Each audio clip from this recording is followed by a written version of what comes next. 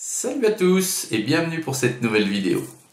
Allez, aujourd'hui je vous retrouve pour vous montrer les derniers décors, accessoires, mobilier que j'ai réalisé avec mon imprimante 3D puis que j'ai peint par la suite pour des figurines 28 mm, vous savez, les jeux de plateau, les jeux avec figurines tout simplement à l'échelle 28 mm, style Warhammer, style Donjons et Dragons, enfin ce que vous voulez.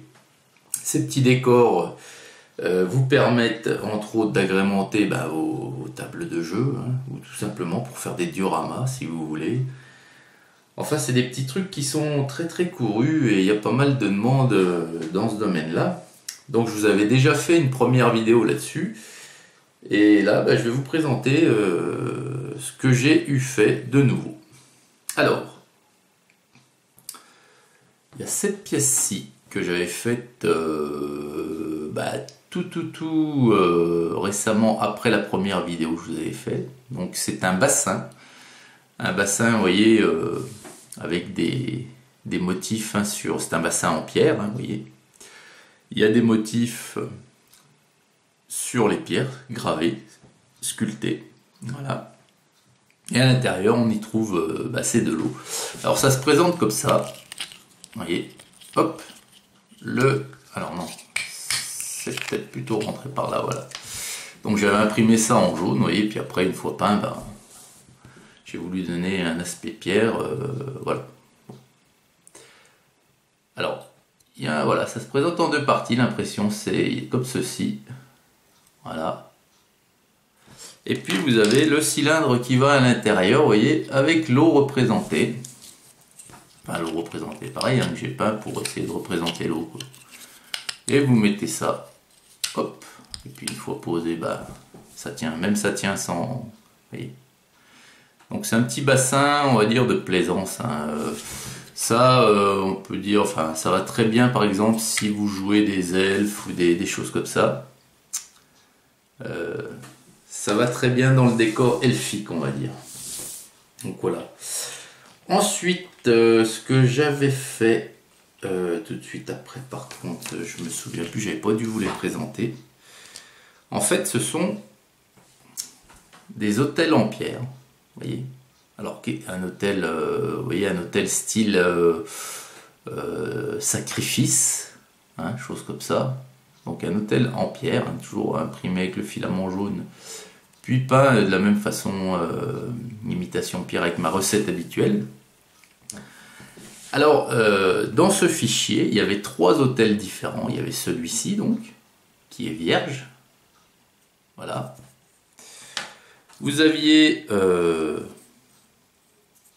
celui-ci, alors vous voyez, où là, vous avez un sacrifié, une personne qui est torturée, qui est présent sur l'autel, hein, donc voilà, il est attaché même, hein, vous voyez, voilà. Donc après la figurine, voilà, hein, c'est de l'impression 3D, donc il ne faut pas trop regarder les détails, enfin c'est de l'impression 3D, le fichier est comme ça, et de toute façon, ma machine ne pourrait guère faire mieux en matière de figurine 28 mm. Donc voilà, vous avez donc un homme, et puis dans le fichier toujours vous en aviez un troisième qui était représenté avec une femme cette fois-ci. Ouais. Donc voilà. Donc vous avez les trois hôtels qui sont donc du même fichier, hein, du même concepteur bien entendu. Hôtel en pierre pour sacrifice. Voilà, tout simplement. Ensuite, on va rester dans la pierre. Ça, c'est beaucoup plus récemment que j'ai eu fait ça. C'est un tombeau. Alors, toujours, oui, comme je vous l'ai dit, en pierre. C'est un tombeau de chevalier, vous voyez, avec le couvercle du tombeau où il y a une statue de chevalier gravée dessus. Alors, vous voyez, j'essaye d'approcher, il y a des petits motifs, hein. Alors là, vous avez une espèce de lion ailé sur le côté, je ne sais pas si vous le voyez. Voilà. Là, on en a encore des motifs tac, pardon, je passe devant avec mes gros doigts. Voilà, là c'est le même. Là, là et là. Voilà. Donc je vous ferai certainement un showcase de tous ces petits meubles avec la description, de tous ces petits accessoires.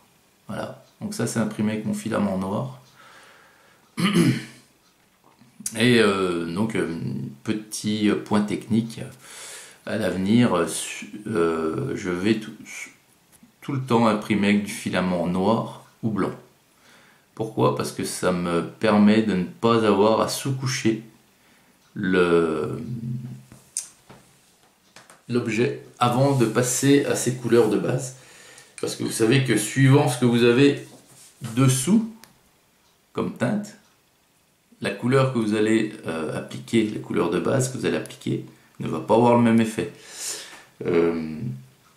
Sur du noir, si je passe une couleur pour faire imitation bois, ça sera beaucoup plus foncé, la couleur au final, le rendu, que si je la passais sur du filament blanc. Mais ces deux couleurs, suivant les blanc et noir, suivant les effets que je veux rechercher, il n'y aura plus que ces deux-là sous mes imprimantes. Alors là, ensuite, je vous présente, c'est des petites barques 28 mm. Voilà. Des petites barcasses, hein, vous voyez, très sympathiques. Bon là j'ai peint le fond, mais je n'étais pas obligé. Voilà. Voilà. Petite barque. Donc là, hein, je sais pas avec quelle règle vous pouvez jouer avec ça, mais voilà, c'est toujours du 28 mm et ça peut servir hein, pour certains. Voilà, alors j'en ai 3 modèles de barques. J'ai aussi celle-ci, là, alors celle-ci c'est plus une coque de noix, hein, et toute petite. Enfin, il y a plus petit encore, hein, je vais vous montrer. Voilà. Donc là, voilà, là c'est imitation bois. Hein. À chaque fois, c'est la même recette hein, que j'utilise hein, pour le bois. Et la dernière, elle a une petite particularité. Alors, elle est vraiment petite. Vous voyez qu'il y a un trou ici. Et le trou, en fait, dans le fichier, il y avait autre chose. Il y avait ceci. Et vous venez, hop, enfiler le mât dans le trou. Vous voyez. Et en fait, c'est la voile. C'est la petite voilure, hein. Donc après vous tournez ça comme vous voulez, voilà. Voilà la petite barcasse. Ensuite, un tout petit meuble, sans prétention, hein, un tout petit meuble qui a de jolis motifs quand même dessinés, regardez. Je sais pas s'il va focaliser au lieu de focaliser sur ma tronche qui est en arrière-plan. Il veut pas. Allez. Là, je pense que c'est bon. Voilà. Donc, vous voyez, les petits motifs sont très sympathiques. Bon, voilà, il n'y a rien d'exceptionnel. C'est un petit meuble, voilà. Toujours en bois. Ensuite, en bois, il y a cette petite table. Vous voyez, c'est une table. Voilà. C'est une toute petite table. Hop. Et il y a avec 4. Alors, ils sont petits. Je vais essayer de vous les montrer sans. Avec, il y a 4 petits fauteuils de ce type. Vous voyez, en bois avec un petit coussin. Alors, c'est pareil, il ne va pas focaliser. Alors, que me fait-il? Je vais me reculer puis plutôt approcher ça. Il ne veut pas, c'est trop petit. Bon. Là, on le voit pas mal, hein, voilà. Donc, vous voyez, voilà, très sympathique ce petit fauteuil. Il y en a 4, et ça forme une table avec 4 fauteuils. Ensuite, j'ai imprimé, alors c'est des champignons géants, hein, de la forêt magique. Alors, vous voyez, hein, c'est donc champignons géants. C'est tout le même, la même impression, c'est en un bloc. J'y ai accolé un peu de mince, j'ai perdu le mot. Un peu oh. Ah mais j'ai perdu le mot. Les petites herbes, vous voyez, en fait c'est du flocage, voilà. J'y ai collé un petit peu de flocage donc de ma fabrication, hein, comme je vous avais expliqué lors de la présentation de mon plan de travail. C'est ni plus ni moins que de la microsure que j'ai teintée en quantité, donc, puis que j'ai laissé sécher après, et puis que j'ai ensuite reconditionné en pot. Voilà, pour ce modèle. Et il y en a un autre modèle qui est beaucoup plus sympa parce qu'il a un peu plus de couleurs. C'est celui-ci, c'est des amanites, hein, vous voyez, des amanites tue-mouche, je crois. Hein. Voilà. Donc ça, voilà, hein, pour les gens qui jouent dans des forêts, avec des règles magiques et compagnie. Enfin, il y a toujours quelqu'un à qui ça plaît. Allez, ensuite, alors là, il y a une super étagère de boutique. Alors, là, voilà. Donc, c'est une étagère en bois, vous voyez, qui paye pas de mine. Alors, elle avait été ah ben, j'y ai tout pas, donc on peut pas voir quel filament je l'avais imprimé, celle-ci. Voilà. Alors, ce qui est bien avec cette étagère, vous voyez, c'est que les fournitures que vous voyez, eh ben, hop, on peut les ôter. On peut les ôter de l'étagère. Et après, ça se présente sous cette forme-là. Vous voyez, c'est des petits plateaux. Vous pouvez donc les interchanger sans problème. Interchanger l'ordre que vous voulez dans vos étagères. Vous pouvez... Voilà, c'est des tout petits plateaux comme ça. Il suffit simplement de... Vous voyez, hop, vous mettez votre... Alors, c'est pas facile parce que j'essaye de vous montrer en même temps. Hop, voilà. Voyez. Donc, c'est tout simple. C'est tout simple. Ça s'ajuste assez bien. Ça s'ajuste assez bien. J'avais même un petit peu... Au début, quand j'ai commencé l'impression, je me suis dit, ouais, ça va pas rentrer, ou alors ça va rentrer, puis après ça va pas sortir. Mais si, ça... Pardon. Ça rentre et ça sort assez bien. Voilà. Et avec, vous aviez même encore... Alors, c'est une petite... Attendez, je vais vous la mettre là. Voilà. C'est une petite marmite en... Pardon, en fonte, en ferraille, en ce que vous voulez. Voilà. Ensuite, j'ai fait des lits. Alors, on a des petits lits en 28 mm. Hein. Donc, on a... donc ça peut servir aussi pour meubler une maison de poupée. Enfin, il y a plein de choses, Hein. Il y a plein d'utilités différentes. Donc, celui-ci, c'est un lit fait. Vous voyez, voilà.